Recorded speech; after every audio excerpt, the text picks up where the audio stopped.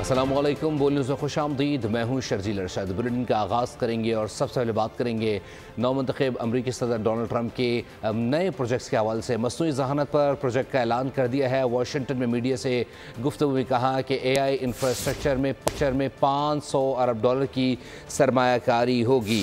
1 लाख मुलाजमतें पैदा होंगी। बहुत जल्द अमरीका में AI इंटरनेशनल कॉन्फ्रेंस का इनेकाद करेंगे।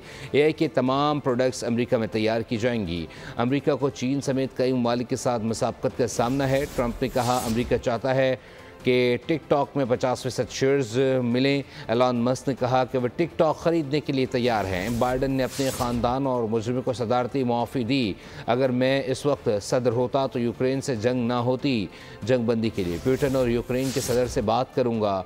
कनाडा से लाखों लोग और मनशियात आ रही है। सब्सक्राइब करें और बेल दबाएं ताकि कोई खबर रह न जाए।